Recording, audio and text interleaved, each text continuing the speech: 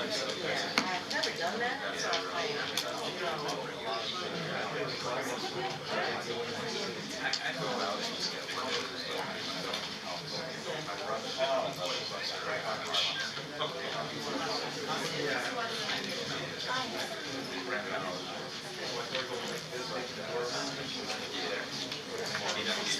yes, just one of them.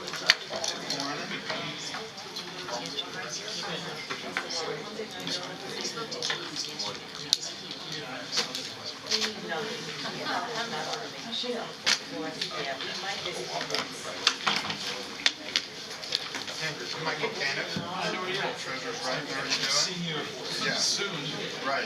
Let him know that he's shaking hands. Hello. I went so far as to Good morning.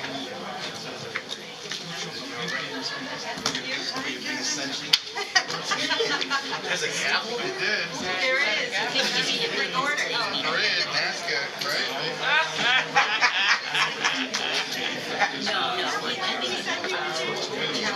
Ah, so I swam actually for 2 years when I was at Trinity. But it just wasn't big enough. Unless you got wings back. So plus the 4 hours back home, 4 hours a day. I was after working that hard every day. October is. I'm glad to meet you in person. Still got to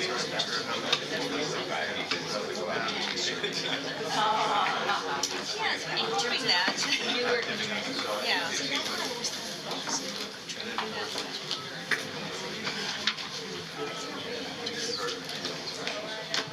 Who are you?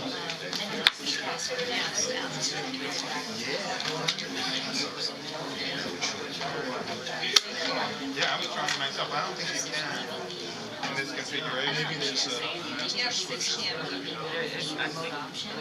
Megan has to control this. Megan, are you controlling the work? Or we go in? Go into the papers. Down. I try to save the trees when I can. Yeah, no, But yeah, I totally hear you. 6. I'm sort of in that betwixt Yeah. generation myself.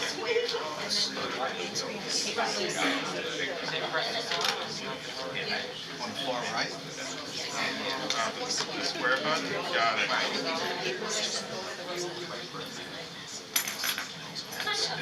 Here, this button.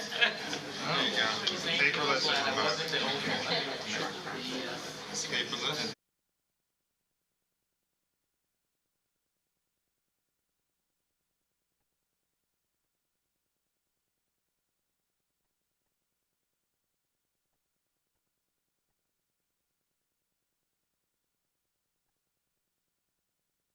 On paper.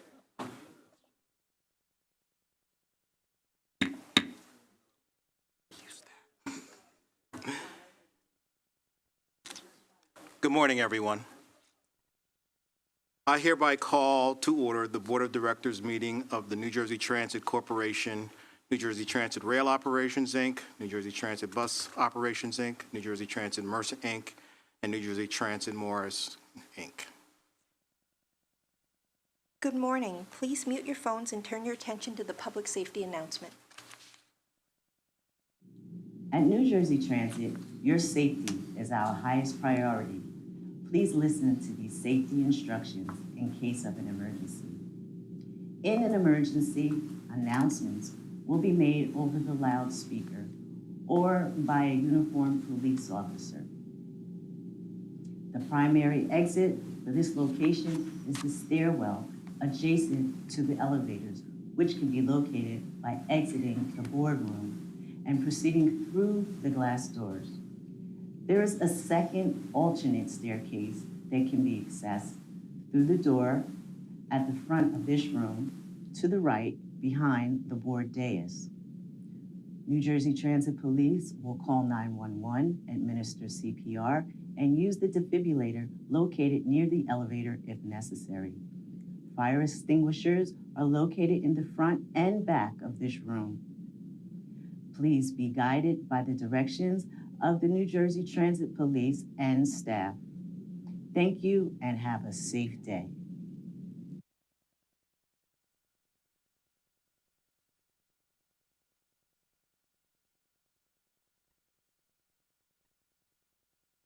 I pledge allegiance to the flag of the United States of America and to the republic for which it stands, one nation, under God, indivisible, with liberty and justice for all.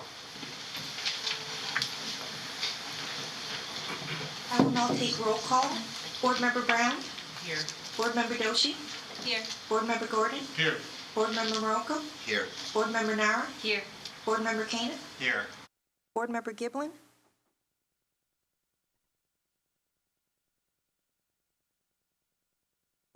Member Giblin, are you on with us remotely? Vice Chair Fulton? Here. Chair Gutierrez-Scacchetti? Here. For the record, Chair Gutierrez-Scacchetti and Board Member Giblin are participating remotely, and Board Member Adams and Thomas are absent. I'm sure we'll have Board Member Giblin shortly. This is a meeting of the New Jersey Transit Corporations and its affiliates and subsidiaries. Adequate notice has been provided in accordance with the Open Public Meetings Act and NJ Transit's enabling legislation. Notice was filed on September 15, 2022 with the Secretary of State and sent to newspapers of general distribution, posted in the main entrance of NJ Transit's headquarters, published on the corporation's website, and sent to each individual, agency, and organization that requested such notice. Today, we need to hold a brief executive session to discuss matters that will be voted on today. We will resume the public portion of the meetings no earlier than 9:30 a.m. May I have a motion to enter into executive session, discuss personnel matters, contract negotiations, the status of pending and anticipated litigation, matters falling within the attorney-client privilege, including but not limited to Kathleen Shanahan versus New Jersey Transit and New Jersey Transit, Mason Substation Total Authorization Increase Request, payments for PSENG services and construction. May I have a motion to enter into executive session? May I have a second? Any discussion? Megan, please take a roll count vote. Roll call vote. Board Member Doshi? Yes. Board Member Gordon? Yes. Board Member Maroko? Yes. Board Member Nara? Yes. Board Member Koenig? Yes. Board Member Giblin? Vice Chair Fulton? Yes. Chair Gutierrez-Scacchetti? Yes. Motion carried.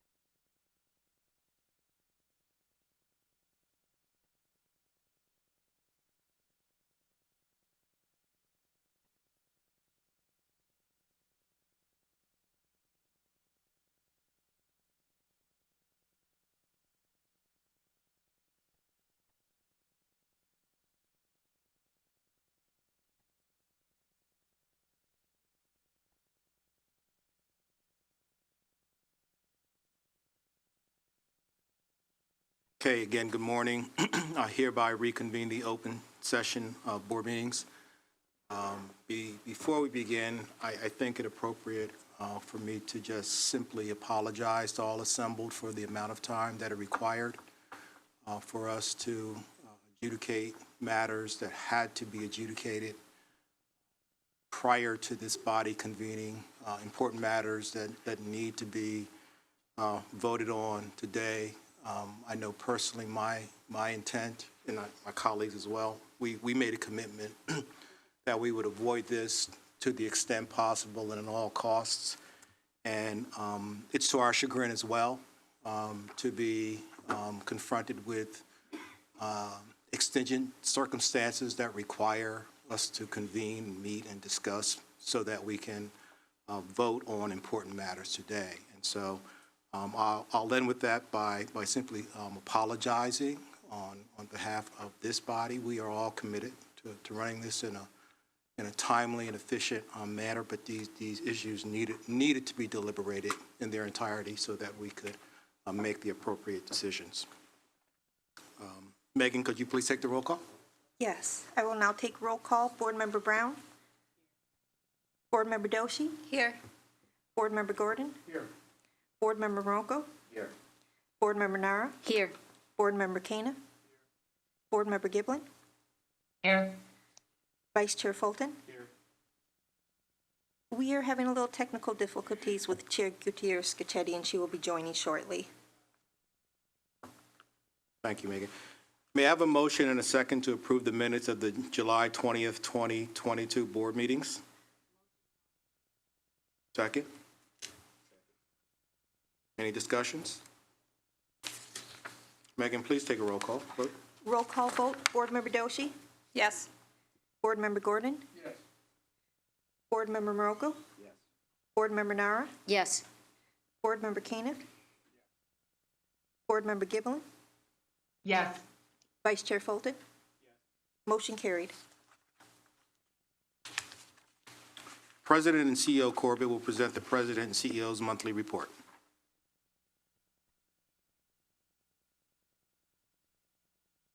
Yes, thank you, Vice Chair Fulton and members of the board, and good morning to all the members of the public, including those joining us online.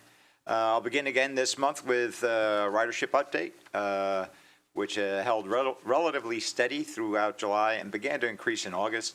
In August, we saw NJ Transit reach its highest passenger fare revenue since the onset of the pandemic, coming in at approximately 65% overall of pre-COVID levels.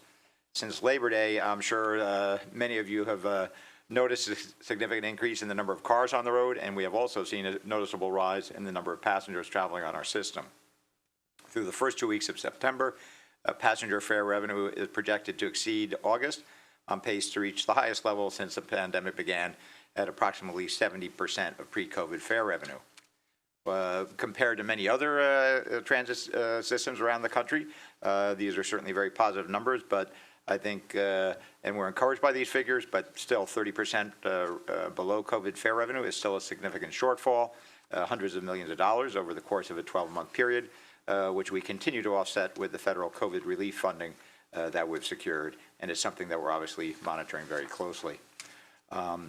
We've been working in a number of ways to bring customers back to transit and attract new customers as well in an effort to continue to boost ridership. One element of our strategy is targeting what we will hopefully be regular future riders through our popular Student Pass program. Student Pass offers full-time college students at participating schools a 25% discount off an already discounted monthly rail, bus, or light rail pass when they buy it via the NJT mobile app.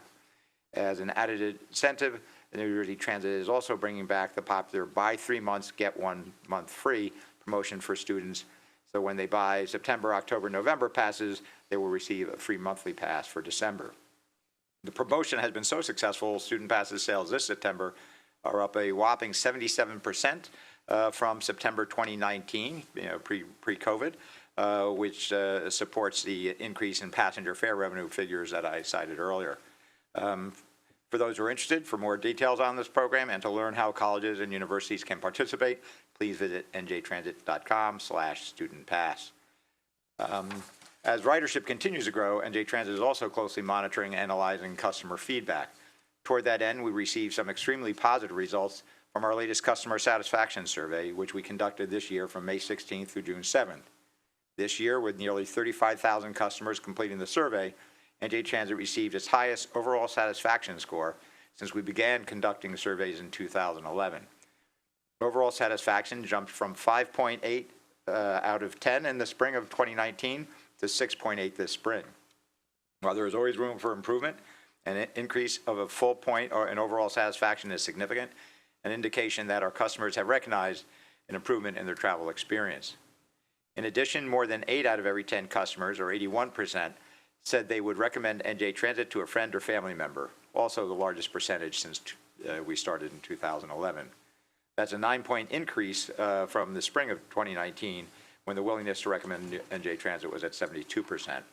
The full survey results, where you can drill down into all the stats and find insights into COVID-related travel patterns, are available online at njtransit.com/survey results. As NJ Transit comeback progresses, the improvements being felt by our customers go hand in glove with the many organizational improvements we've made since 2018. I'm pleased to note that these too are being noticed, in this case by an independent and reputable external entity. Last month, for the second consecutive year, NJ Transit was recognized by Forbes as one of their 2022 America's Best in-State Employers. This year's distinction marks the third time since 2018 that Forbes has recognized our considerable efforts to build a productive, supportive, stimulating, and inclusive work environment. And we didn't just make the list this year. NJ Transit ranked 7th among the 90 New Jersey employers and #1 in the transportation and logistics category. This distinction clearly positions NJ Transit as an employer of choice in our region and is a testament to the hard work, dedication, and commitment of so many in our organization over the past 4.5 years who helped us earn this recognition. Certainly, we like to thank Governor Murphy, our board, and the legislature for giving us the resources to make the organizational improvements necessary to get to this point. Speaking of resources, it was highly publicized that Governor committed $190 million for the modernization of Newark Penn Station as part of his financial year 23 budget, and we'll continue to move that project forward. Last month, on August 9th, NJ Transit held the first of 3 public meetings to educate the public and solicit ideas and feedback regarding the Newark Penn Station revitalization project. About 170 people attended this online public meeting where Newark Penn Station project team leaders introduced the project, reviewed its goals and objectives, and invited the public to ask questions and share their thoughts. NJ Transit is committed to using this public feedback to not only ensure that the project meets the needs of our customers and the community, but to ensure that the final project reflects this station's rich history and status as one of our region's most vital multimodal transit hubs. In other service news, beginning September 11th with the Jets hosting the Baltimore Ravens and continuing through the season, NJ Transit once again began offering train service from Secaucus Junction to and from MetLife Stadium for every Jets and Giants home game.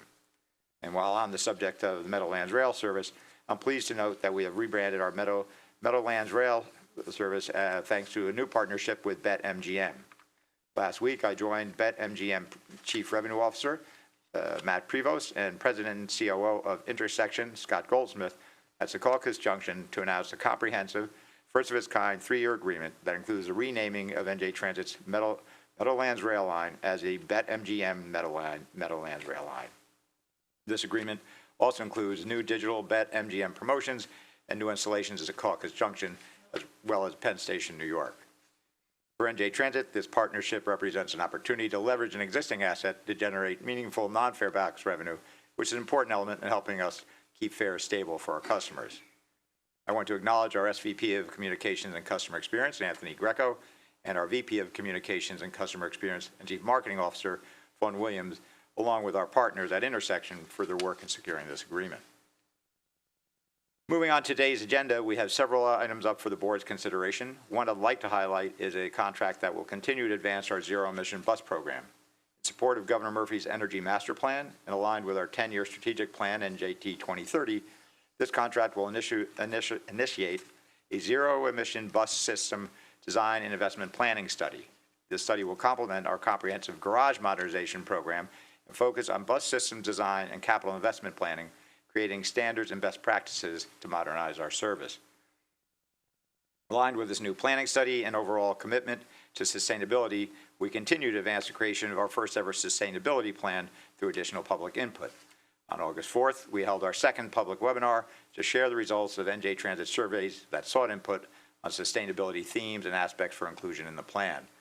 Video recordings of both meetings are available at our sustainability webpage at njtransit.com/sustainabilityplan. Switching gears to infrastructure, last month NJ Transit was pleased to receive a $44.6 million FTA grant to rebuild a 75-year-old bus and maintenance storage facility in Union City. This grant, funded by the FTA's Buses and Bus Facility Program, will allow us to transform a structure that's currently unfit for bus maintenance and storage into a state-of-the-art facility supporting battery electric buses. This project is also, of course, another important step in advancing our bus modernization program of upgrading all of our 17 bus garages to support future zero-emission buses on the road to our goal of achieving 100% zero-emission bus fleet by 2040. As we work to build a modern state-of-the-art bus garage in Union City, NJ Transit took over a bus garage in Westwood, New Jersey, formerly operated by Red and Tan, a subsidiary of Coach USA, which no longer required the facility. On September 3rd, NJ Transit began operating 6 bus routes out of Westwood Garage, all of which previously operated from our Oradell facility. As NJ Transit updates its bus fleet, we are replacing 40-foot cruiser buses with more efficient 45-foot cruisers, which provide additional capacity and comfort for our customers. Our Oradell Garage did not have the space available to accommodate the shift from 40 to 45 foot, and making this acquisition a central component of our efforts to add capacity where demand is greatest. Moving on to technology, NJ Transit is improving access to accessibility-related information through upgrades to our website and mobile app, trip planner, and schedule features. In our drop-down stations list, NJ Transit's website trip planner, along with the schedule features on the mobile app, now include new accessibility icons prominently displayed next to the name of all fully accessible stations. These icons enable customers to immediately identify which stations are accessible prior to planning their trips, streamlining the customer experience and ensuring customers who need accessible stations are making an informed travel decision when planning their trips. I'd now like to share a couple of staffing updates. First, I'm pleased to welcome Greg Wood back to NJ Transit as our Chief of Light Rail Operations. Greg joined NJ Transit in 1998, worked his way through the ranks to ultimately serve as NJ Transit's General Manager of Light Rail Operations from 2015 to 2017. He went on to serve as General Manager of Operations and Maintenance at Bombardier and Chief Transportation Officer at Alternate Concepts Incorporated until his return. Please join me in welcoming Greg back to NJ Transit. And I'm also pleased to announce the promotion of Chris Carrazio to Chief of Contracted Services. Like Greg, Chris joined NJ Transit in 1998, rising through the ranks to most recently serve as Acting Chief of Contracted Services since January of 2021. Today, please also join me in congratulating Chris on his promotion. As I wrap up, we all know that NJ Transit employees are the best in the business when it comes to the work they do in the field, but did you know they're also top of our industry when it comes to the performance on the basketball court? I'm proud to report last month, NJ Transit employees, largely made up of ATU Local 819 employees, along with a member of our New Jersey Transit Police Department, won the championship game versus SEPTA at the We Move New York Basketball Invitational Tournament played at Barclays Center in New York. Before the final game, I entered into a friendly wager with my good friend and SEPTA's CEO and General Manager, Leslie Richards, with a simple proposition. If SEPTA won, I would send her something distinctly New Jersey, and if we won, she would send us something distinctly Philly.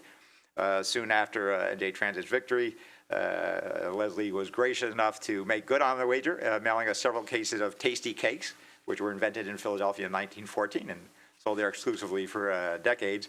And it was my pleasure to then send these delicious treats directly on to the members of our winning team, along with my heartfelt congratulations and a message that, in this case, victory really was sweet. I want to, I know, sorry, couldn't resist. I want to thank Veronica Cobb, ATU Local 819 President, for all her work to help organize NJ Transit's participation in this year's game. Finally, I'm proud to announce a major achievement for our New Jersey Transit Police Department. The NJTPD recently participated in a rigorous process and achieved a prestigious accreditation from the Jersey State Association of Chiefs of Police. As part of this accreditation process, A team of assessors examined every aspect of NJTPD's policies and procedures, management, operations, and support services. After an intense examination and analysis, I'm pleased to report that NJTPD achieved their full accreditation. To commemorate this accomplishment, we are fortunate to have with us today, in addition to NJTPD's own Chief Chris Trusillo, NJT State Association of Police Chiefs of Police Law Enforcement Accreditation Program Director, Harry Delgado, who will be presenting us with the certificate accreditation in just a moment, and Commissioner Jim Polos from New Jersey State Law Enforcement Accreditation Commission. I'd ask Chief Trusillo, Mr. Delgado, and Commissioner Polos to join us in the front of the boardroom. And Chief, before we turn the floor over to Mr. Delgado, let me thank you for your leadership and friendship over the last 4.5 years to get us to this point. Before we go up to take the picture and get the certificate, Mr. Delgado, would you like to come up and say a few words?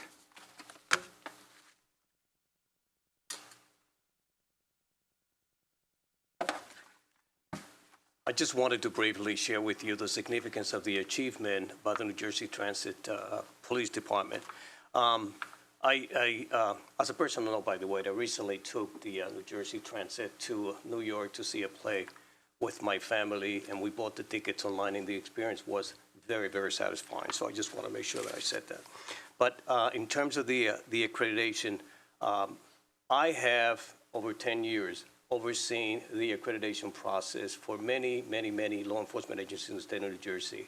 To date, I have not actually received the kind of support and acclamation for a police department, bar none, in the state of New Jersey, as I have received for the New Jersey Transit Police Department. So briefly, the New Jersey Transit Police Department has made a commitment to adhering to best practices at the state and national level in a highly regarded statewide law enforcement accreditation program. This program, administered to the New Jersey State Association of Chiefs of Police and the New Jersey Law Enforcement Accreditation Commission, has helped to transparently demonstrate the professionalism and preparedness of state's law enforcement agencies.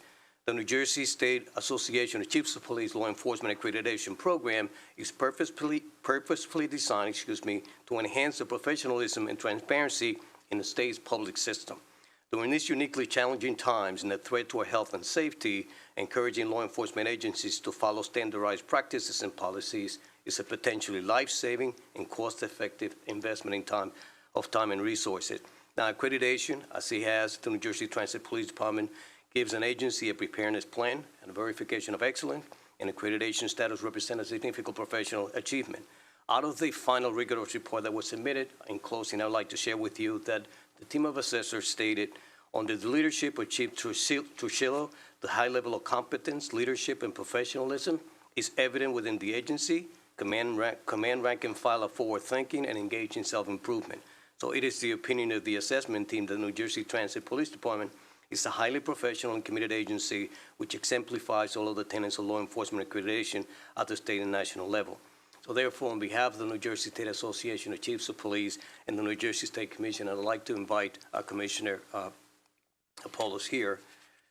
I'd like to congratulate Chief Christopher Trusillo, Accreditation Manager Lieutenant Anthony Vetrano, who since retired, Assistant Accreditation Manager Sergeant Dominic Imperiali, the members of the New Jersey Transit Police Department, the members of the Board of Directors, and those citizens that they so proudly serve for achieving accreditation, joining a very exclusive group of law enforcement agencies that amazes commitment to excellence in policing. So to all, indeed, congratulations.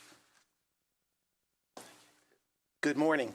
I just wanted to be here today to underscore the importance of this great accomplishment for your agency and for this wonderful department.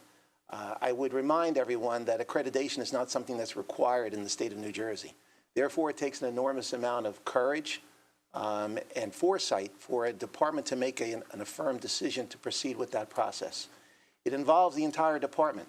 There needs to be buy-in from every level within the department. Every officer has to participate. And it gives a great sense of security to the officers and to the agency that the standards of the procedures and policies and regulations have been established and that this department will follow them. It takes an enormous amount of pride for a department to proceed through this process, and I want to compliment Chief Trusillo and the entire department, and particularly the officers that were involved in the accreditation process within your department, because we know how much time and effort it takes. The agency, the board should be very proud of this accomplishment. We are in the state of New Jersey, one of the largest departments, I might add, that has gone through this program. So it's something that you should all be very proud of. And again, compliments to the chief and the entire department. If like the board members to come up and join, we got a photo. John, we're going to have just get in front and do the presentation. If any board members want to join.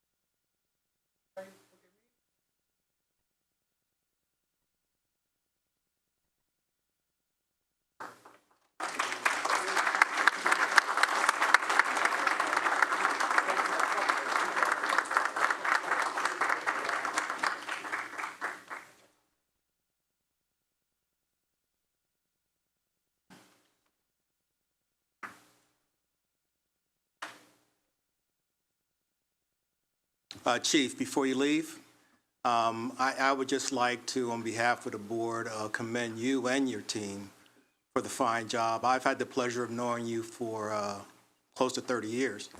And so I'm not surprised. It begins at the top, and your willingness to engage in such a rigorous evaluation, I think, is a tribute to you, and it certainly has benefited New Jersey Transit as a whole. So thank you and your team. Okay, are there any comments from the public at this point? Yes. Before I begin with the public comments, I just want to note for the record that Chair Gutierrez-Scacchetti has joined the meeting. There are 4 in-person speakers and 8 pre-registered telephone speakers. In order to give everyone an opportunity to be heard, comments will be limited to 3 minutes. Priority access will be given to in-person participants, followed by any pre-registered telephone participants, and then any additional telephone participants who are queued to speak. Those participating by telephone, if you have not already done so, please press *1 on your telephone keypad to enter the queue to speak. You will hear a brief tone to indicate you have successfully entered the queue. The first speaker is Sally Gellert, followed by Paula Rogovin.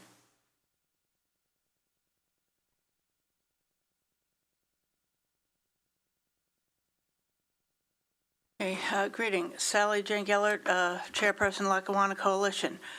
Mr. Fulton, thank you for your apologies, but if this was noted enough time to print out the notice saying that it was a meeting in beforehand, why not last night or earlier?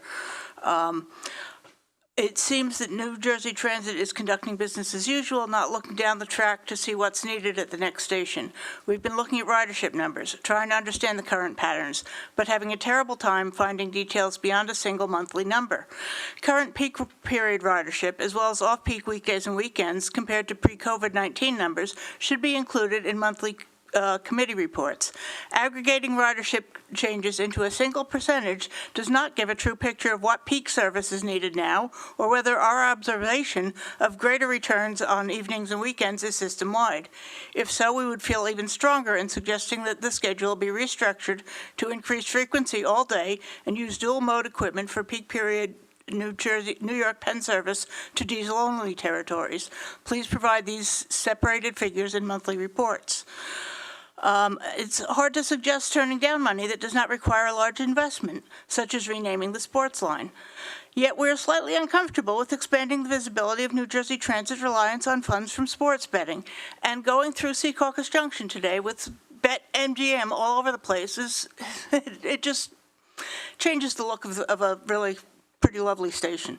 Governor Murphy said, quote, "We have assets and we should utilize them. That's what our riders and taxpayers expect." Well, yes, we expect trains and buses to run reliably, stations to be functional and comfortable, and customer service to be available. Do we expect assets of a state agency to be an advertisement for a private business? Probably we all have different levels of tolerance and acceptance of that advertising. One thing is certain, regular riders to some degree, and certainly new residents and visitors, rely on place-based station names to know where they are, when to get off a train to reach their destination, and names must not be changed lightly.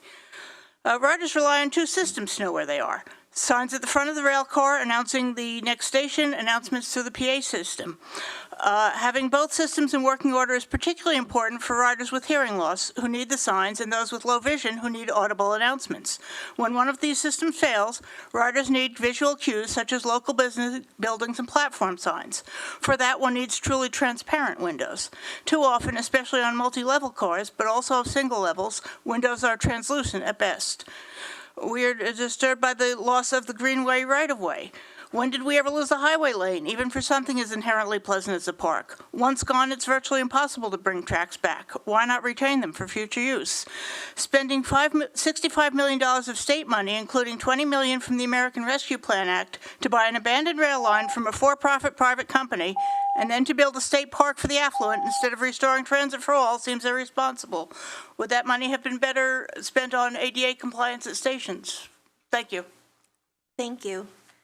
The next speaker is Paula Rogovin, followed by Michael McCarskey.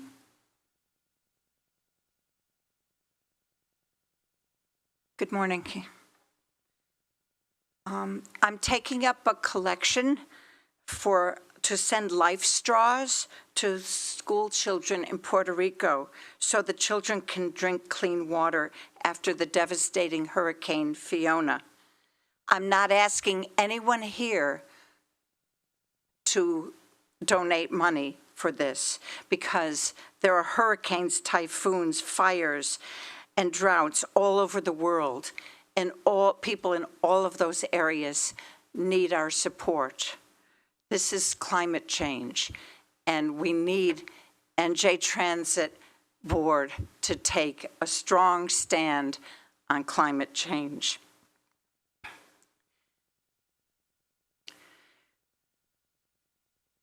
The request for proposals calls for focus on building a gas plant, a plant that would be in Kearney, an environmental justice community.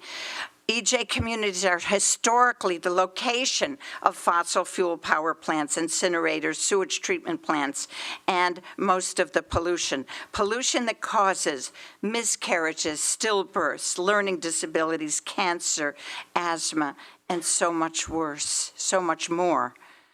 Commissioners and Governor Murphy, do I need to recite the whole list of illnesses that can be caused by pollution?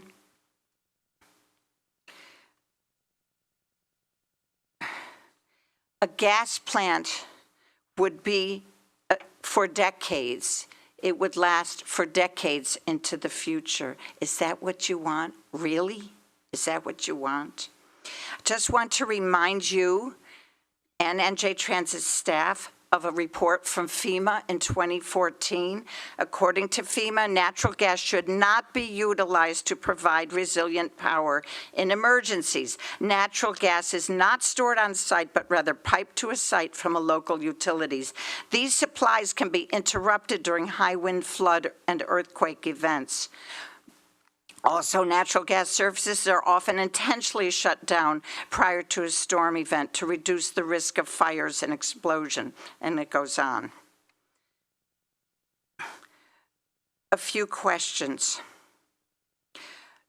The RFP proposals, the 5 of them apparently have not come in yet, but they're supposed to be in soon and will be reviewed. Do you still plan to wait and remain silent, or will you take a stand and insist that the 5 proposals must focus on renewable energy alternatives to a gas plant? Another question, will you finally take a stand for the children, for the residents of Kearney and surrounding communities? Will you tell New Jersey Transit staff that proposals for a gas plant are just not acceptable? There is no time left for fossil fuels. Fossil fuels are not healthy for children and other living things. Will each Board of Commissioners member state your commitment to a renewable energy microgrid, not a gas power plant located in the floodplain of South Kearney, a plant that would pollute Kearney and neighboring communities? if the RFP proposals that come in are mostly gas-centered, will you, Board of Commissioners, direct New Jersey Transit to withdraw the RFP and revise or provide a new one that focuses on creating a hybrid renewable energy microgrid? I want to scream, I want to cry, because you are so polite and so obedient. That's what we see in public. Great leaders in society often break the rules to make sure that justice is done. We need you, each of you, to take a public stand. You might even lose your seat on this Board of Commissioners, but you will be known as a leader in the fight for environmental justice. Thank you. The next speaker is Michael McCarskey, followed by Sid Madison. Good morning, members of the board. Michael McCarskey, Operating Engineers 825 and the Affordable Energy for New Jersey Coalition. Once again, we're here in support of the most obvious energy project in New Jersey. That's the natural gas power plant known as Transit Grid. We urge your immediate approval and shovels in ground as soon as possible. Just around the corner, next month, is the 10-year anniversary marking the day Superstorm Sandy made landfall in New Jersey. The very reason for the federal funding for the hundreds of millions of dollars that you received for this critical power plant. It's the 10th anniversary of trains losing power, 10th anniversary of illustrating the need right here in New Jersey why we need the plant. We cannot wind our way out. We cannot solar our way out. We cannot battery back up our way out, despite what the environmental lobby community will try to tell you. I will save the whiteboard and white papers in my 3 minutes and assure you that the laws of physics and the laws of physical chemistry are very clear on this. Just this morning, many of you may have seen on the news, Hurricane Fiona has turned north. So I ask the board, are you ready for that? Let's have common sense prevail, and let's build the Transit Grid project now. Thank you. Thank you. The next speaker is Sid Madison, followed by the telephone participants.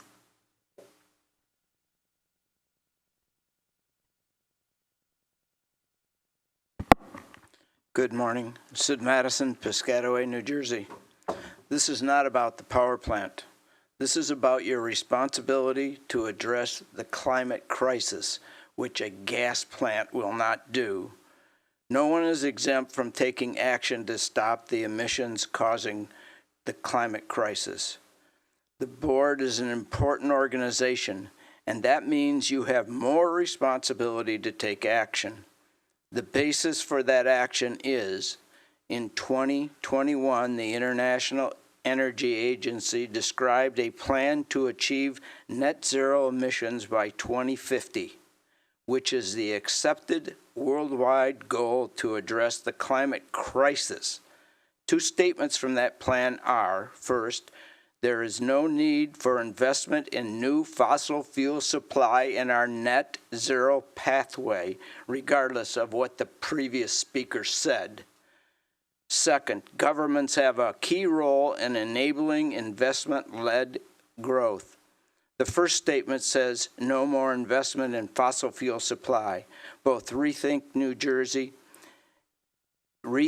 Energy New Jersey and the BPU say additional fossil fuel supply is not needed in New Jersey.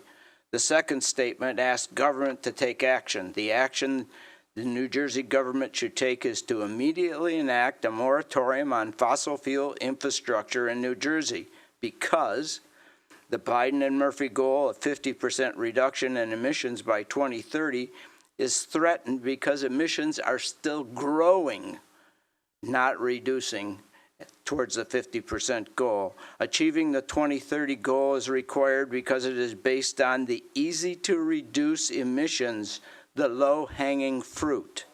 New Jersey allowing more fossil fuel projects is 180 degrees in the wrong direction. Back to who should act. The more responsible position one is in, the more accountable one is for addressing the climate change. I'm asking the Transit Board, the BPU, my local school board, and my township council and county commissioners to act by requesting that Governor Murphy immediately enact a moratorium on fossil fuel infrastructure in New Jersey. This action is known as systemic, as recommended in the new book, Big Fix. And 11 years ago, in an op-ed in the New York Times titled Going Green But Getting Nowhere. 11 years ago, and emissions are still increasing. No one is exempt from taking action to stop emissions causing the climate crisis, including the board. Thank you. Operator, we would now like to open the floor for public comments by telephone participants, beginning with those who pre-registered to speak. Certainly. As a reminder, if you have not already done so, please press star 1 on your telephone keypad to enter the queue to speak. You will hear a brief tone to indicate you have successfully entered the queue. Each speaker will be given 3 minutes for their public comment. A warning will be provided with 1 minute remaining, and again with 15 seconds remaining. There are currently 9 speakers in the queue. First public comment is coming from Andy Weiss. Andy, your line is live and your time will now begin. Good morning, Board. Where is our NJ Transit Customer Advocate Office? I know I asked about this last time. Again, where is our NJ Transit Customer Advocate Office? The Customer Advocate Office has been vacant for 2 years. Since the last person, was in the office, he didn't do anything anyway. So we never really had a customer advocate since the reform bill was signed years ago. Years ago. This is a major scandal. I'm trying to, what is NJ Transit trying to hide? Why are you ignoring this? It's been years we've been waiting.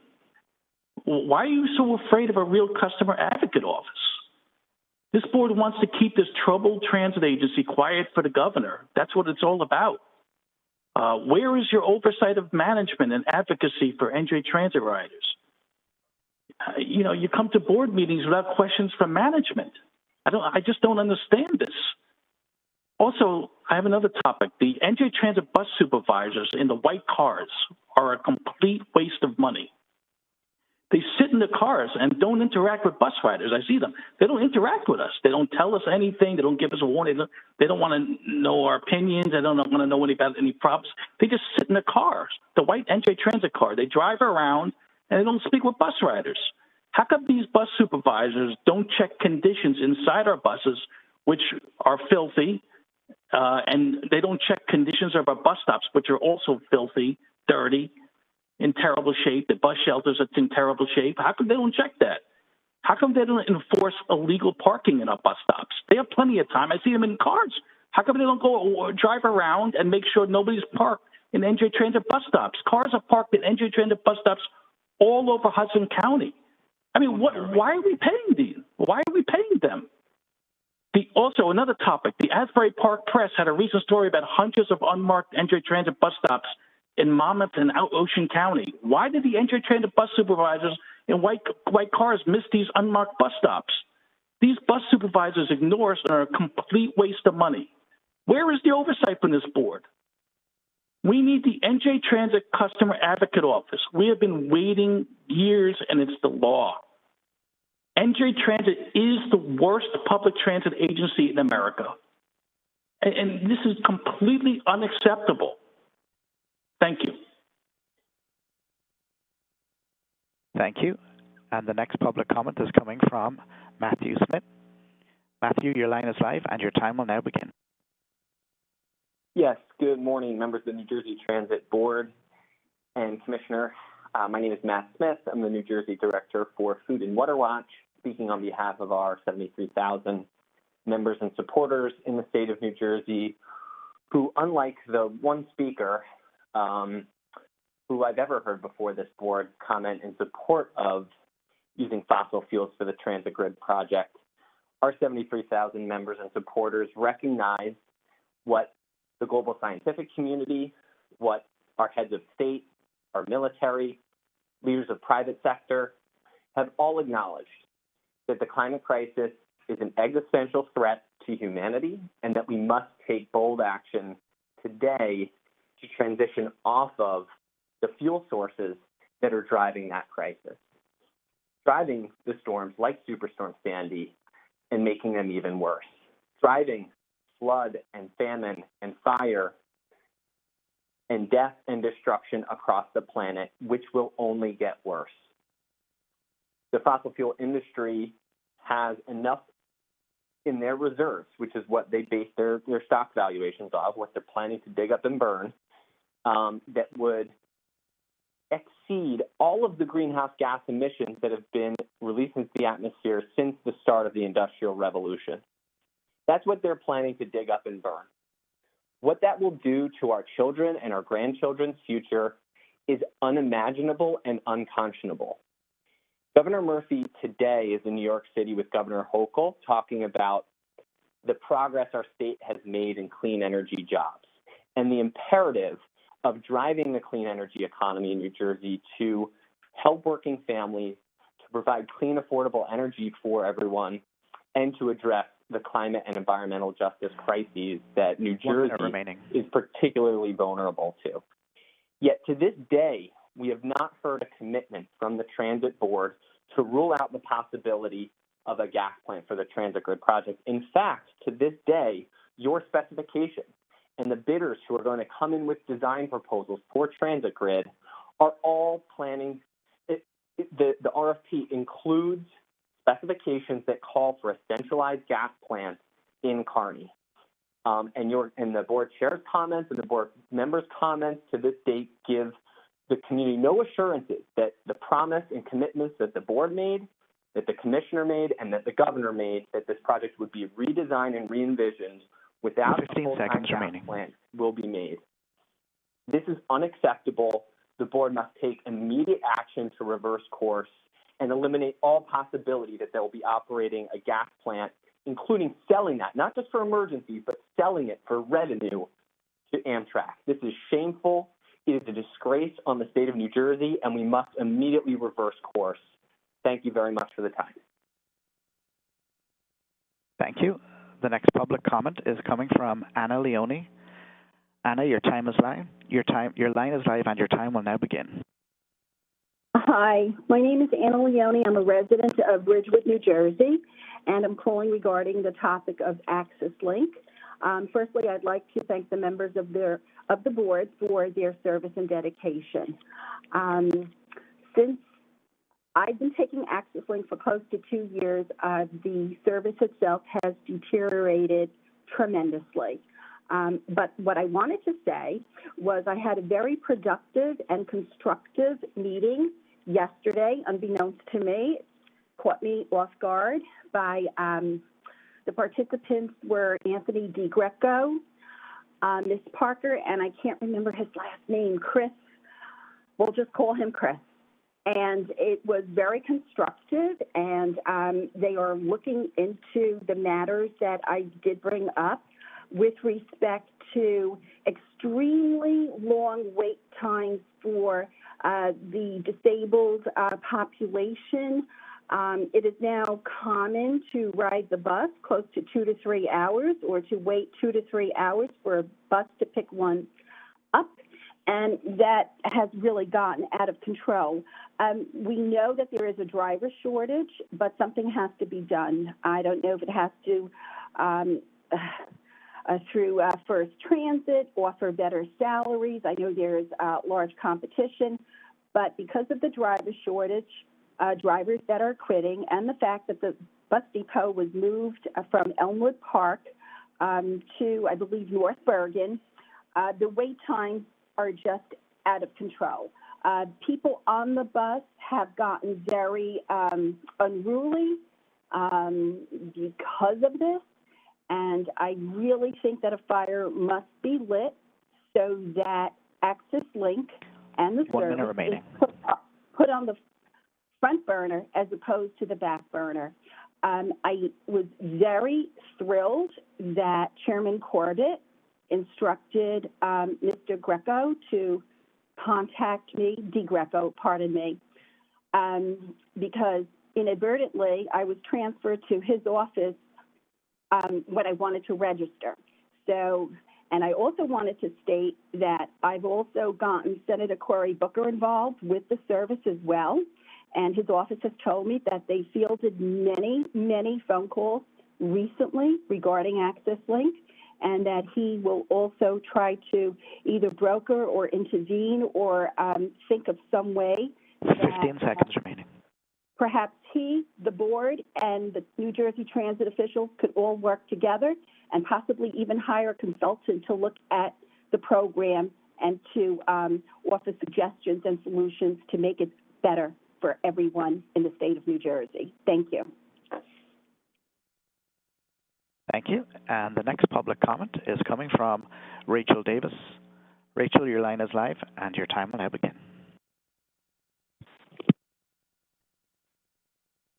Hi, can you hear me? Yes, please go ahead. Okay, thank you. New Jersey Transit Board, good morning, commissioners and fellow speakers and public. I'm Rachel Dawn Davis, Public Policy and Justice Organizer for Water Spirit, a ministry of the Sisters of St. Joseph of Peace, inspired by the Jersey Shore property lost to Sandy, which was exacerbated by fossil fuel. At the top of the meeting, we recited the Pledge of Allegiance to the flag of this country. We ended with this recitation with liberty and justice for all. Justice for all looks like October 23rd, 2020, when it was reported New Jersey Transit led. New Jersey Transit opts for green energy, ending plan for gas-powered plant. The RFP process is underway, and deadly gas is surely part of the mix. And, I'm not going to belabor the point, but why, given the recent memos released from fossil fuel companies that all of you have had to have seen if you are working in sustainability at all, and the public relations that have enabled their limitless influence in our daily lives, why would Governor Murphy allow New Jersey Transit to engage with more status quo polluting fossil fuel? This perpetual pollution is an environmental sin. New Jersey Transit led, and Governor Murphy should see to it that New Jersey Transit's leadership in 2020 was not a fluke. From a young Rutgers student, quote, "There is really no other way of putting the fact that there is one Earth, and we are destroying it. We need to act now," end quote. Public transit must be part of that. So we must get off deadly fossil fuel emissions. You may have read people traveled 50 miles throughout the state last month to demonstrate that one Earth fact in New Jersey. Throughout the 50 miles, they refrained, "Governor Murphy, walk your talk on climate."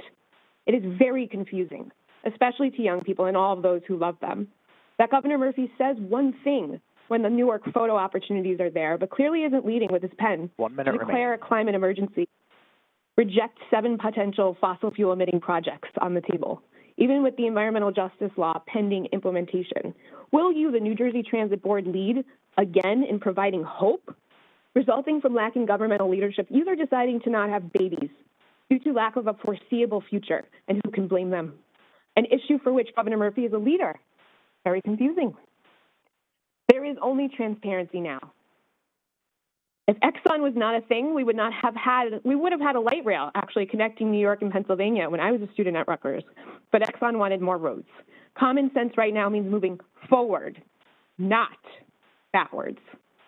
We must continue to bear witness to sustainability efforts in name only. Greenwashing, budgets, and planning can be moral. Board, remember who will lose if gas is not used? Those profiting from dirty gas? Why do we care? Why not prioritize renewable energy, again, as you have before? What about on low-income housing, solar siting? Keep costs down for people who have been polluted upon for generations, and you want to so help their rates go down. Choosing to not explicitly choose sustainability in most tangible ways is a choice. Governor Murphy, will you change this RFP to ensure renewable energy and make New Jersey Transit lead again? And New Jersey Transit, please do the right thing. Thank you. Thank you. And the next public comment is coming from Andy Pollock. Andy, your line. Hello, can you hear me? Yes, please go ahead, Andy. Okay, thank you. Good morning, members of the New Jersey Transit Board. Good morning, Diane. Good morning, Kevin. So it's certainly been an interesting summer west of the Hudson, especially for New Jersey Transit. Where do we even begin? Let's go back to the weekend of May 21st when there were overhead canterbury wires affected by the heat on the North Jersey coastline, which caused numerous problems for people, including a friend of mine who was trying to get to the Jersey Shore that weekend. And if it's not that, last week on the Pascack Valley line, my cousin was impacted by single trackings along the Pascack Valley along in Suffering. So that's one issue that also needs to be brought up as well recently. Also, in recent time, I've been noticing Amtrak's problems have been coming to New Jersey as well, which have caused problems. And let's not forget about what happened during Juneteenth. I don't know why the workers were not given a federally paid holiday. That was completely out of line, and it caused people to have a very, very bad start to their holiday weekend in June. And then lastly, mechanical problems. Each and every time, we're going back to the way it used to be with these old trains. They're constantly breaking down. It can be on any various line along the New Jersey Transit system. And the main target, it always seems to be that the main Bergen Port service is always the 1 minute remaining. And each and every time the people try to get over to port service, it seems it's always that line that always has a mechanical problem. So my message today, and I noticed this in the past where we talk about, oh, we need new buses. What about new train equipment? That's long overdue. We need new train equipment. I would hope that President Corbett's paying attention, and I certainly hope that Governor Phil Murphy is paying attention, that we need new train equipment, and it has to come sooner rather than later, because these trains are going to keep breaking down. You're constantly going to have to deal with a long journey trying to get to port service. 15 seconds remaining. So thank you very much for letting me speak to you all this morning, and I conclude my remarks. Thank you. Thank you. And once again, ladies and gentlemen, if you wish to enter the public comment queue, you may press star 1 on your phone at any time. There are 4 public comments remaining. The next public comment is coming from Adam Reich. Adam, your line is live, and your time will now begin. Good morning. First off, at the last Customer Operations and Customer Service Committee meeting, Board Member Nara, you promised an update on the customer advocate position at this meeting. What's the status on that? Do we have any target dates related to that? What about the Customer Advisory Board? Similarly, Board Member Nara, I appreciate that you wanted staff to meet with you on the mask car and COVID concerns. Has such a meeting taken place? If so, what was said? If not, when do you expect that meeting to take place? To the board generally, and especially Chair Gutierrez-Cacchetti, Vice Chair Fulton, Board Member Giblin as the governor's representative, and Board Member Nara as the Customer Advisory Hiring Process Coordinator. I called Governor Murphy on News 12 in July and this month. Governor Murphy emphasized that he and the agency value commuter feedback. Alyana Alfaro Post and Alexander Altman in the governor's office can verify, these exchanges on News 12. The contact I received in response was really anything but that. It was a call from Joseph LaMonica, Senior Director of Customer Service. Mr. LaMonica was very polite, but it wasn't a particularly useful call. Basically telling me everything I already knew, that, there hasn't been a meeting with the Customer Advisory Board because there's no customer advocate at this point. I'm flabbergasted that the Senior Director of Customer Service wouldn't feel empowered to ask any of you or to ask Mr. Corbett and his team about maybe meeting with the 14 people that were quietly selected to the Customer Advisory Board in February of 2020. We've been waiting 2.5 years. The customer advocate vacancy is now 2 years long. Wouldn't it make sense to have staff meet with us, see what we have to say, what we can offer at this time? I've got to say, I just have a feeling that among staff, again, I believe board members, you genuinely do care, but staff really 1 don't minute care. remaining. We have, no willingness to engage in a dialogue about alternatives on the mass car or to hold a public forum. No explanation as to why we can't open additional cars with or without even an unenforced mask car. Why with the summer surge was there no change in messaging on masking in line with the CDC recommendations to mask on public transit? Even day to day, as a reverse peak commuter on the Northeast Corridor line, I routinely find cars closed, crew members hide away in the closed cars, and they don't bother to move the quiet commute signage. There's a fundamental lack of courtesy, it seems, and I don't think this is an individual crew problem. I think it's a supervisory problem. And we can't do basic things like open additional cars to limit crowding on board. 15 seconds remaining.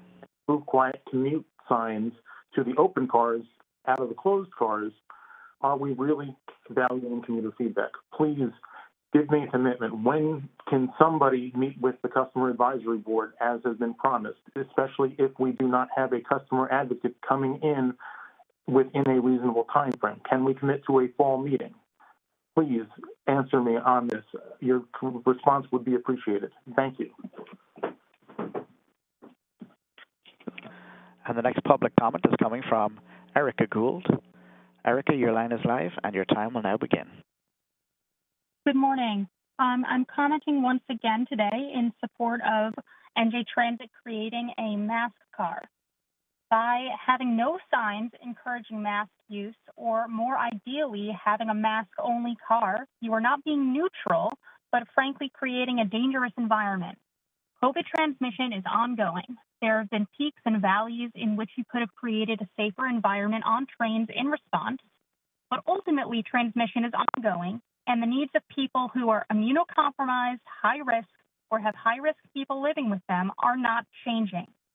Some of these people are your current customers, and many of them were customers before, but aren't anymore because they cannot safely be in an environment with everyone else unmasked.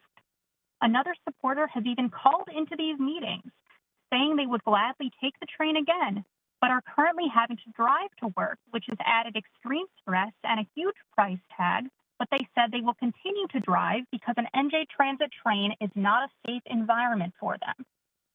As a reminder, as of today, 655 people have signed the petition on change.org urging you to offer a mask car. I understand that there may be hesitation to create a mask car because so many other public places right now do not require masks. However, the Murphy administration is still showing that it is a priority to have people masked because it is still required and has never stopped being required in healthcare settings and congregate living settings. The reason for that rule is that vulnerable people are often in these locations and cannot avoid seeking health care. Similarly, there are many people who are unable to avoid public transportation as they have no other way to get around. So I would like to know what is happening with the meeting that Board Member Nara stated she would be holding about considering the mask car. Several times within the last few months, when responding to questions about the mask car, Board Member Nara said there would be a meeting among the board members and possibly with NJ Transit leadership. Has that meeting occurred, and what was discussed at that meeting? If it hasn't occurred, when has it been scheduled for? People in need of the mask car have had to go around in public in fear of contracting coronavirus and what that might do to their health or to their families. This is a risk calculation that is so tenuous that they have to do every single day and then go into environments like an NJ Transit train where their lives are completely disregarded. And especially because that is an environment in which you could make a change that would assist them and make it less risky. Thank you. Thank you. And the next public comment is coming from Charlie Cradaville. Charlie, your line is live, and your time will now begin. Yes. Good morning. Can you hear me? Yes, sir. Please go ahead. Thank you. Members of the board, Charlie Cradaville. I'm the editor of a community newspaper, New Brunswick Today. I wanted to speak a little bit about complete streets this morning, but I did want to ask who at NJ Transit is in charge of bus shelters and providing them to municipalities.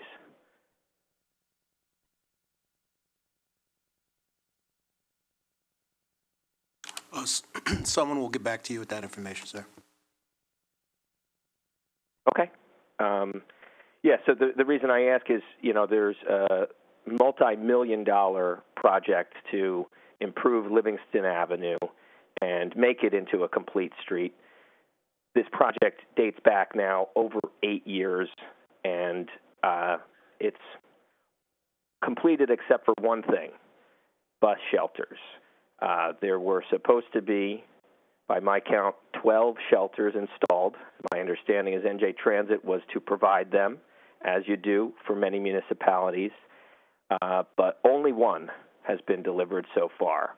So folks who are waiting for your buses at the intersection of Livingston Avenue and New Street, Morris Street, Comstock Street, Sanford Street, Stratford Place, Ward Street, Wellington Place, Ellen Street, May Street, and on both sides of Livingston at the intersection with Handy Street have no place to wait for the bus that is sheltered from the elements.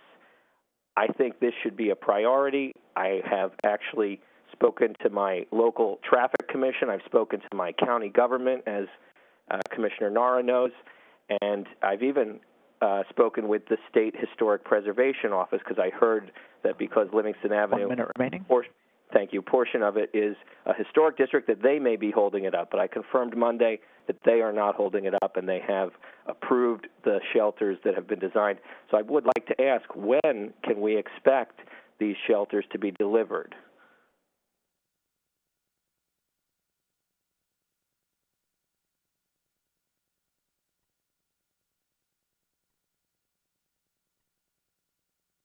Thank you. Excuse me, I asked a question. I just wanted to know when the shelters will be delivered. This is not a question and answer forum, sir, but when you are contacted with regard to your questions about the bus shelters, you can ask that question at that time. Thank you. I'll look forward to that, and I do want to just say I'd be remiss if I didn't say one reason I care about public transportation is the climate crisis. So pleased to hear some progress on zero-emissions buses, but we need to accelerate that transition to electric buses. We need to do better, and for the love of God, we need to stop building new fossil fuel infrastructure, including the proposed Kearney gas plant. We should not even have to be having this debate at this time, given all we know about the impacts of fossil fuels on public health and our climate. Please, let's move on and do the right thing. Thank you. Thank you. And just a final reminder, ladies and gentlemen, if you wish to enter the queue, please press star 1 to make a public comment. And the next public comment is coming from Tim Sevener. Tim, your line is live, and your time will now begin. Hello. Can you hear me? Please, sir, go ahead. Yes. Okay. This is Tim Sevener from the Transit Village of Mount Tabor, a board member of New Jersey Association of Rail Passengers. And my point is about the feasibility of solar renewable for the transit grid. To my knowledge, there's no plans to put solar in this Newark Penn Station overhaul. And I don't understand why that wouldn't be included, or why it wouldn't be included in the New Brunswick Station overhaul, or any of these overhauls. Lyndhurst, it's a very good thing, and Governor Murphy in New Jersey Transit is to be commended for finally doing raised platforms and improving a number of stations. But there's no reason why you can't put solar canopies over the platforms, around the stations, which then could feed into an alternative to a 24/7 natural gas plant for the New Jersey Transit grid. And it would be providing, instead of 24/7 natural gas powered electricity, it would be providing clean electricity when the sun is shining. Which, by the way, in response to Michael McCarskey saying that you'd have to have a natural gas plant, I just want to speak from my own experience. I have solar and renewable backup and a battery backup. And we lost power 4 times in my neighborhood about a month ago. My power 1 minute remaining. My power never went down.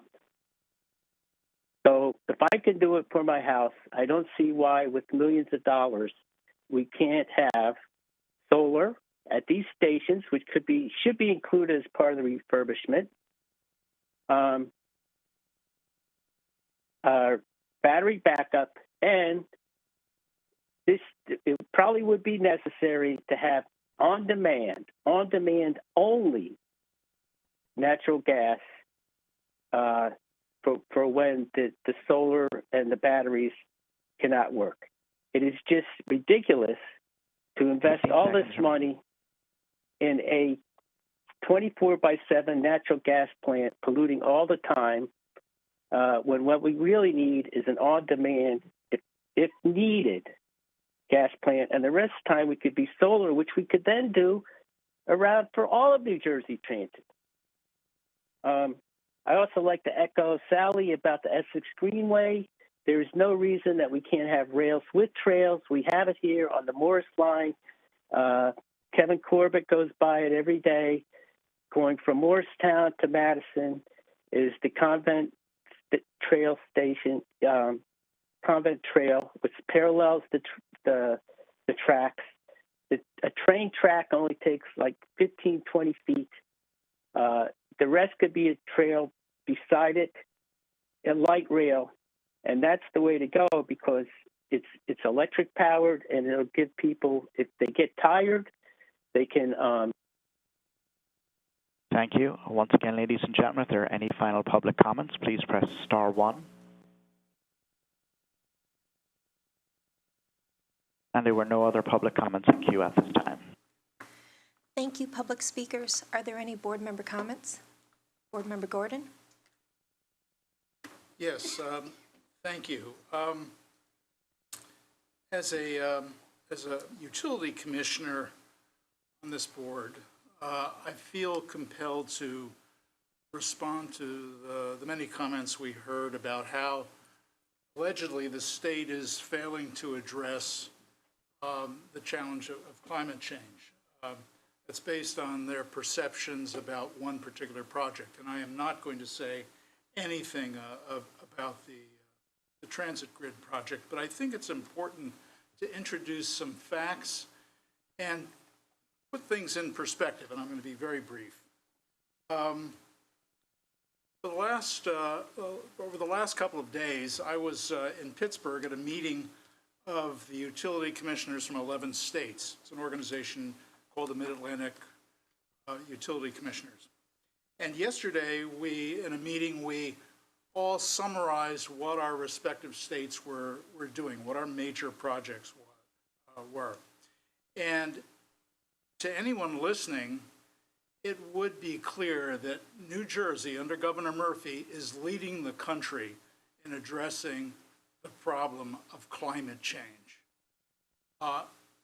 We are doing groundbreaking things here. In solar, we have over 100,000 installations in place and moving forward with whole new initiatives for grid-scale solar. In energy efficiency, we are compelling our utilities to make improvements every year or face financial penalties. In electric vehicles, we have a goal of 330,000 light-duty vehicles on the road by 2025. We have the largest on-the-hood rebate programs in the country.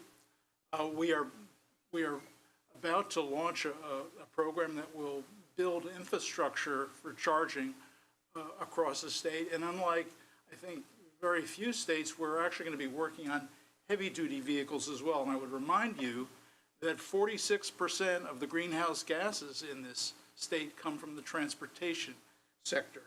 And in offshore wind, we are truly leading the country. We have the largest projects underway.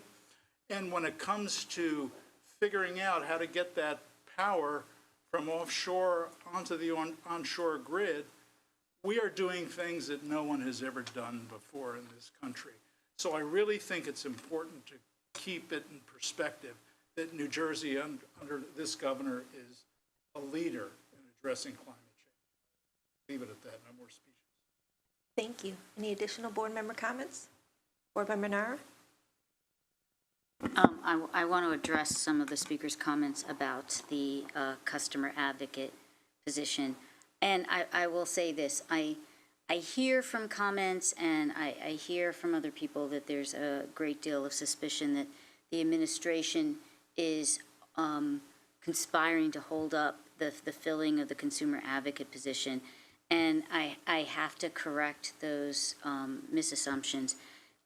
It has been a process, and unfortunately, the process that began did not result in viable candidates based on the criteria that we had set out. And there were a lot of applicants. But unfortunately, because of the way of the world and the way this was designed, most of the applicants didn't have the requisite experience or wherewithal to really fill what we were hoping the board was hoping the customer advocate would do for this organization. So right now, I've been speaking to individual board members, and I will speak to the rest of them. We'll make this a priority because, quite frankly, I think we need to readjust the posting and really think about what it is one person may be capable of doing.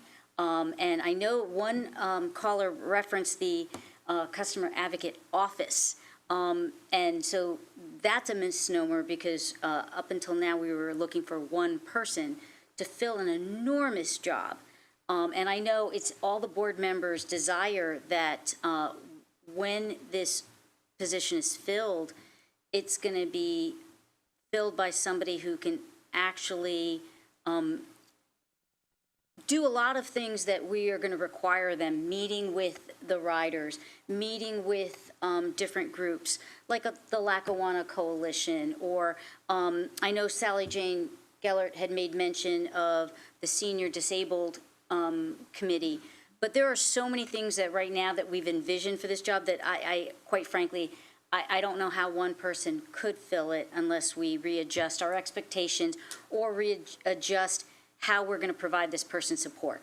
So that's where we're at right now, but I am very, very hopeful that a conversation with the rest of the board and then meeting with administration, we can get a new posting out very soon and get this position filled, but also get the position filled in a way that the person who takes this job isn't going to immediately want to quit or immediately come under a lot of criticism because of their inability to fulfill the needs of the job because of lack of support or resources. So that's what I can say. There is a commitment by the board to continue this, and I will honestly say to you, what I have not seen intransigence from the administration to get this done, but we just need to work a little bit more carefully and move it along. And you have my commitment and the board's commitment that we will do this.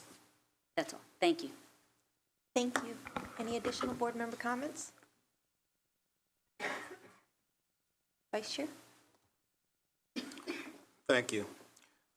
Anne Marie Ganella Rosado will present the advisory committee report. Thank you. Good morning, Madam Chair, Vice Chair, board members, and staff. I'm pleased to present the North and South Jersey PAC Joint Committee meeting report of September 9th. A presentation was made on the New Jersey State Rail Plan.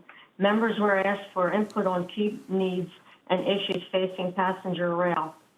We were informed that in August and early September, transit offered rail service between Syracuse Junction and MetLife Stadium for various concerts and NFL preseason football.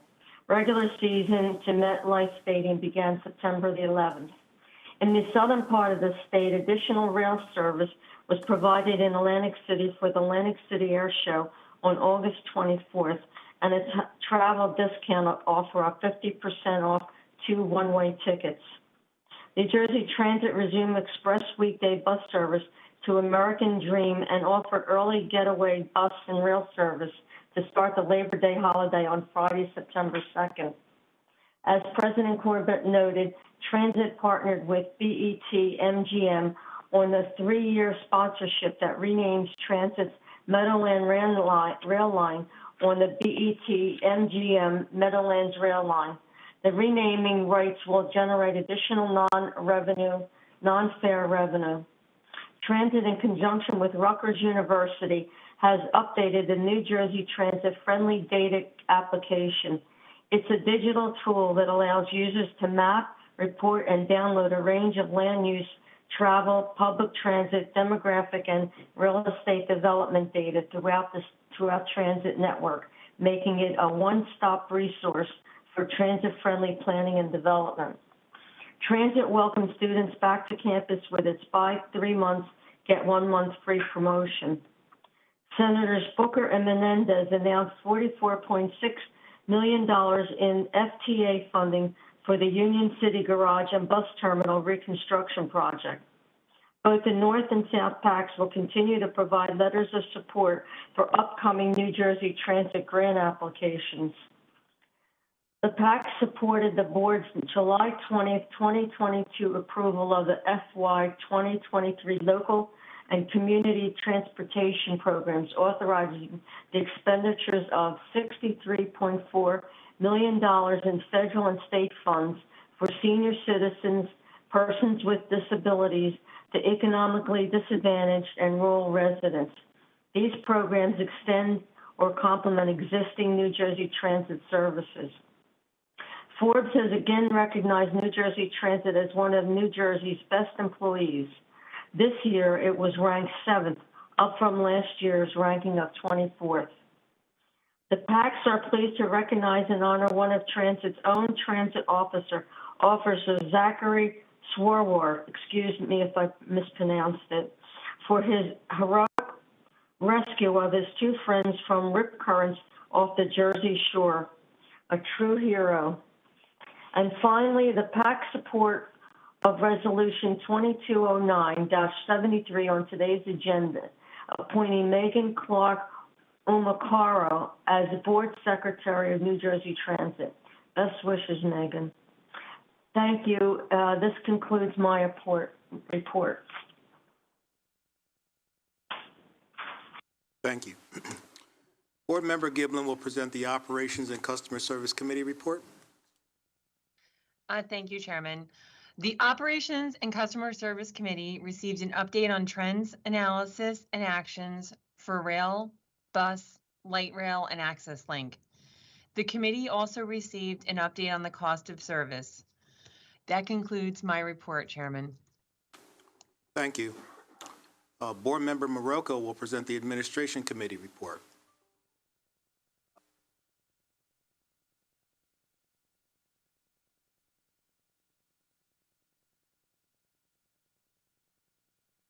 Period and fiscal year 23 budget, 12-month fare box revenue compared to pre-COVID, major balance sheet items, and federal COVID-19 relief grant drawdown summary. Additional information was provided as part of the agenda materials, including the cost of service, key performance indicators, 12-month fare box recovery, history of vacancies, attritions and hires, ridership and revenue, and a monthly budget to actual comparison for July 2022. The committee also received updates from Human Resources and Equal Employment Opportunity and Affirmative Action. This concludes my report. Thank you. I will present the Capital Planning Policy and Privatization Committee report. The Capital Planning Policy and Privatization Committee discussed the board items for the Information Technology Award of Professional Services Contract for Mainframe Code Mitigation to Insight Public Sector, Information Technology Award to Insight Public Sector for Oracle Unlimited License Agreement, Title VI, Fair Media Equity Analysis, and Zero Emission Bus System Design and Investment Planning Study Consultant Services Contract. That concludes my report. I will next present the Energy and Sustainability Policy Committee report. The Energy and Sustainability Policy Committee discussed New Jersey Transit's Zero Emission Bus Program and a Sustainability Plan update. That concludes my report. Next, President and CEO Corbett will present the action items.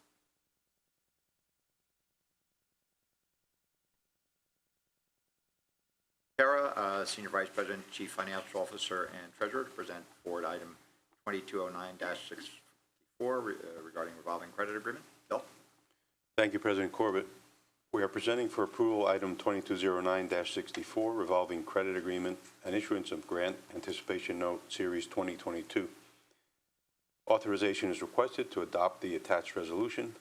approving the line of credit, authorizing the execution and delivery of the agreement and the issuance and delivery to Bank of America, N.A. of the Series 2022 note, to evidence and secure New Jersey Transit's repayment obligations for the revolving loans to be made to it by Bank of America, N.A. under the agreement, approving the selection of Bank of America, N.A. as the bank to provide the revolving line of credit to New Jersey Transit pursuant to the agreement, and authorizing the chair, the president and CEO, the senior vice president, chief financial officer, and treasurer, the secretary, or their designees to take all actions necessary to consummate the execution and delivery of the agreement and the issuance of the Series 22 note, including but not limited to the negotiation and execution of all documents, payment of the principal and of the interest of the Series 2022 note, payment of bank fees and all fees related to the establishment of the agreement, including reasonable legal fees, and approving the parameters for the issuance of the Series 2022 note and the establishment of the agreement as set forth in the attached resolution.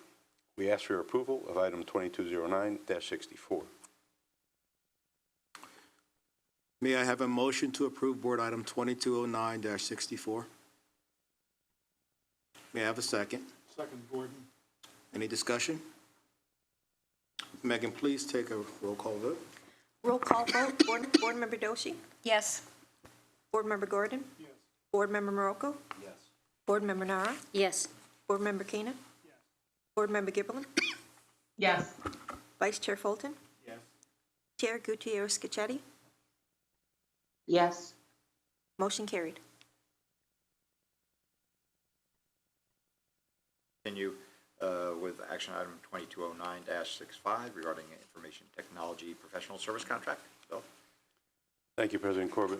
We are presenting for approval item 2209-65, Information Technology Award of Professional Services Contract for Mainframe Code Migration to Insight Public Sector.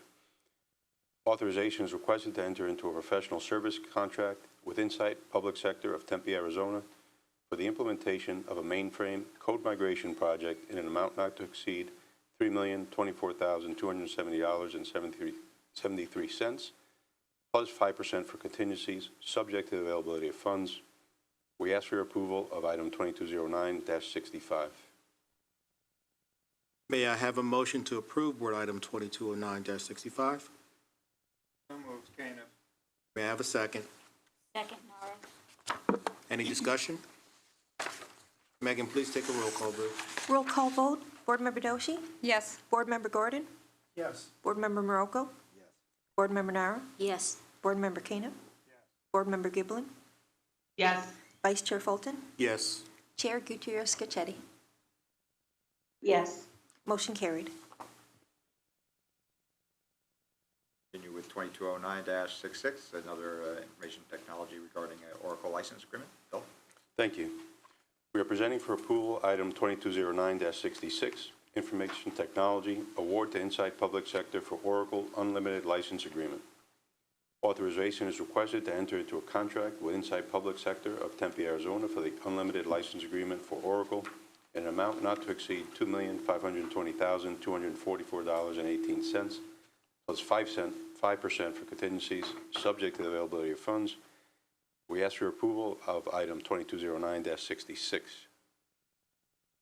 May I have a motion to approve Board Item 2209-66? May I have a second? Second, Gordon. Any discussion? Megan, please take a roll call vote. Roll call vote. Board Member Doshi? Yes. Board Member Gordon? Yes. Board Member Morocco? Yes. Board Member Nara? Yes. Board Member Keenan? Board Member Gibberlin? Yes. Vice Chair Fulton? Yes. Chair Gutierrez Scachetti?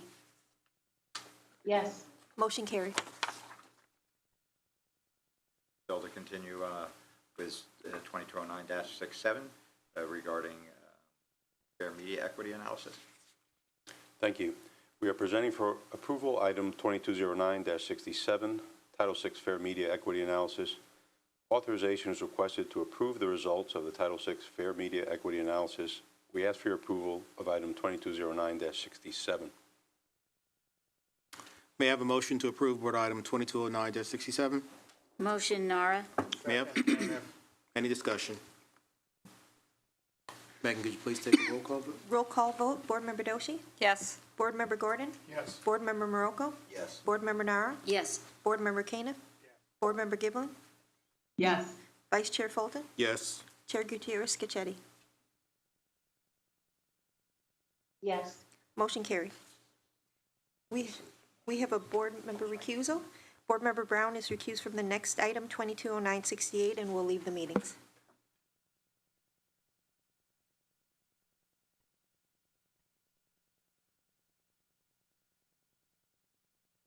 Bill's last item, present 2209-68 regarding a settlement. Thank you, President Corbett. We are presenting for approval item 2209-68, Kathleen Shanahan v. New Jersey Transit. Authorization is requested to settle the claim of Kathleen Shanahan through her attorney at an amount discussed in executive session. The Attorney General has approved the proposed settlement, subject to the availability of funds. We ask for approval of item 2209-68. May I have a motion to approve Board Item 2209-68?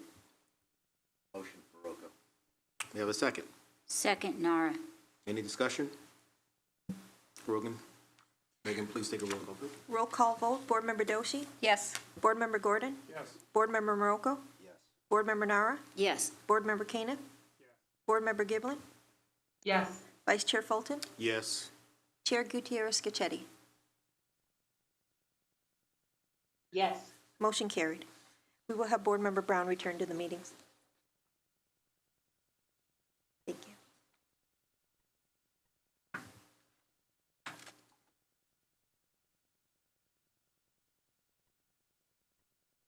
Introduce Rich Schaefer, Acting Senior Vice President, Capital Programs, present Board Item 2209-69 regarding consultant service contract. Rich?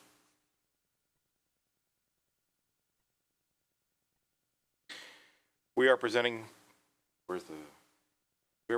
approval item 2209-69, zero emissions bus system design and investment planning study, consultant services contract. Authorization is requested to enter into a contract with ZebGo NJ, WSP plus STV, a joint venture, to execute zero emissions bus system design and investment planning study.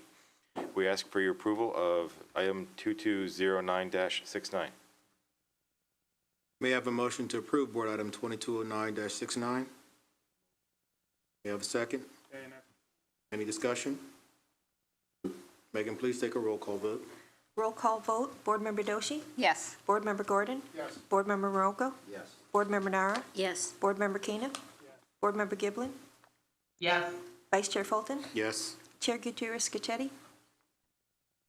Yes. Motion carried.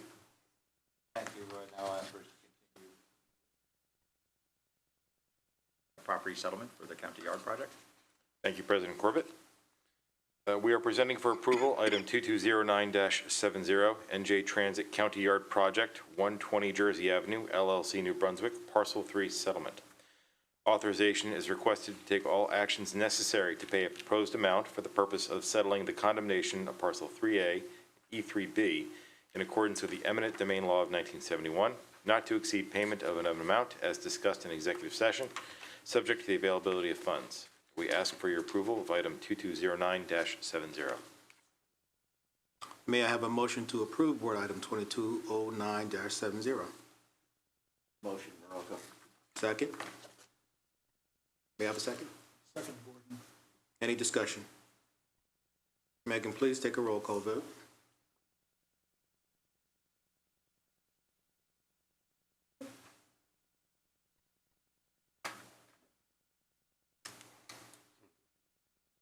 There we go. They got it. Roll call vote. Board Member Doshi? Yes. Board Member Gordon? Yes. Board Member Morocco? Yes. Board Member Nara? Yes. Board Member Kaniff? Yes. Board Member Giblin? Yes. Vice Chair Fulton? Yes. Chair Gutierrez Scacchetti? Yes. Motion carried. Board Member Gordon is recused from the next item, 220971, and will leave the meetings.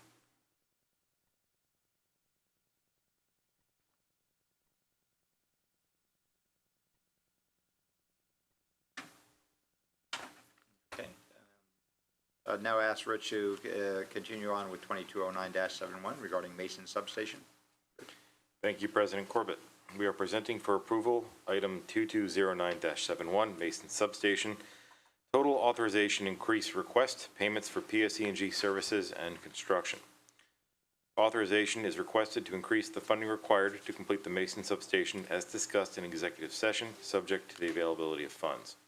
Authorization is also requested to take all actions necessary to comply with the agreement for completion of the Mason substation. We ask for your approval of item 2209-71. May I have a motion to approve Board Item 2209-71? Motion, Nara. May I have a second? Any discussion? Megan, please take a roll call vote. Roll call vote, Board Member Doshi? Yes. Board Member Morocco? Yes. Board Member Nara? Yes. Board Member Keenan? Yes. Board Member Giblin? Yes. Vice Chair Fulton? Yes. Chair Gutierrez Scacchetti? Yes. Motion carried. We'll have Board Member Gordon return to the meeting.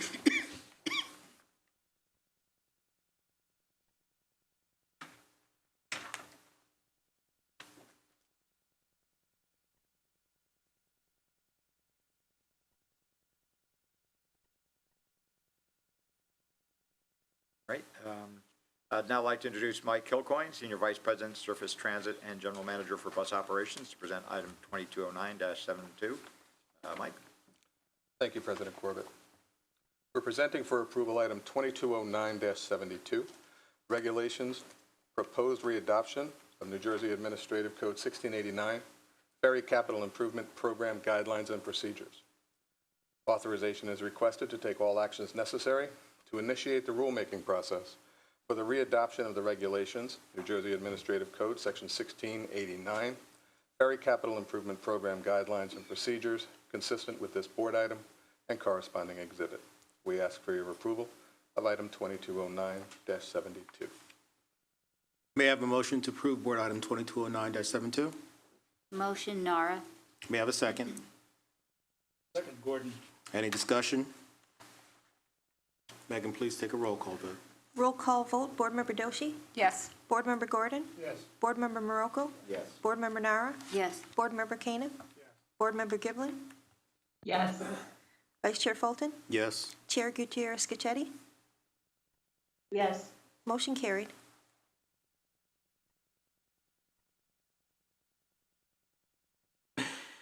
It's with great pleasure that I advance this next item. I have been on board almost 3 years, maybe over that at this point. And day one, there she was across the table, telling us what we need to do, and we can continue to do it. And I think, as was represented by one of the prior speakers who were recommending that Megan be appointed, that she's certainly demonstrated that she is capable, but not only is she capable, but she understands how to work with people and to make sure that everyone in every capacity is comfortable with their responsibilities.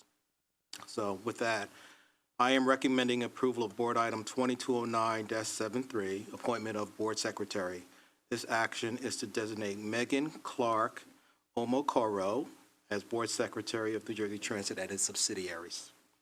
May I have a motion to approve Board Item 2209-73? So moved, gladly. May I have a second, please? Second, Doshi. Any discussion?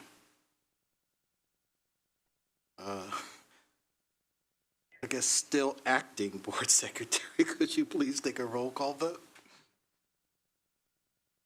Roll call vote, Board Member Doshi? Enthusiastically, yes. Board Member Gordon? Yes. Board Member Morocco? Yes. Board Member Nara? Yes. Board Member Keenan? Yes. Board Member Giblin? Yes. Vice Chair Fulton? Yes. Chair Gutierrez Scacchetti? Yes. Motion carried. Okay. You are now official Board Secretary. Congratulations. Thank you.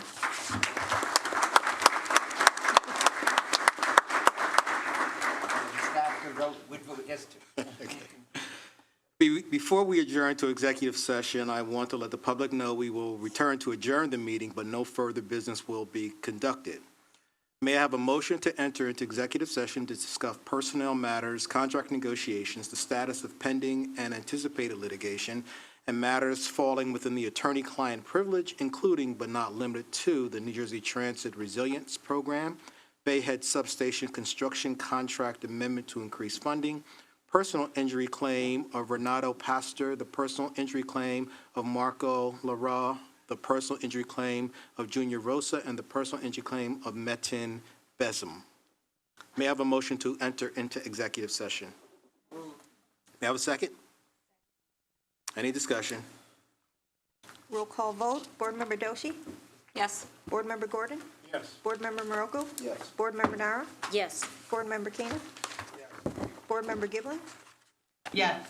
Vice Chair Fulton? Yes. Chair Gutierrez Scacchetti? Yes. Motion carried.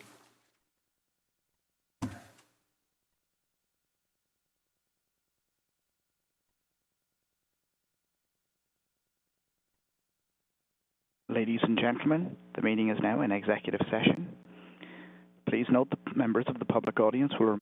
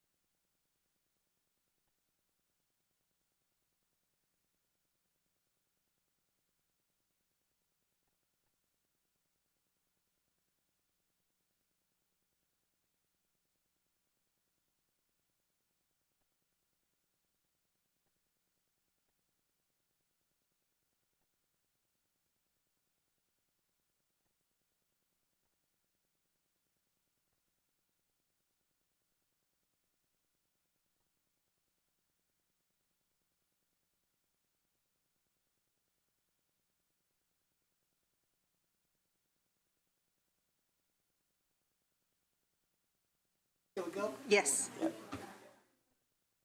Yep. I hereby reconvene the open session board meetings. Board Secretary, please take the roll call. Board Member Doshi? Here. Board Member Gordon? Here. Board Member Morocco? Here. Board Member Nara? Here. Board Member Keenan? Here. Board Member Giblin? Here. Vice Chair Fulton? Here. And Chair Gutierrez Scacchetti is absent at this point. Okay. Since there is no further business, may I have a motion to adjourn the meeting? Motion, Nara. May I have a second? Second, Caniff. Any discussion? All in favor? Any opposed? Yes. Motion carried. Meeting adjourned. Thank you. That was fun.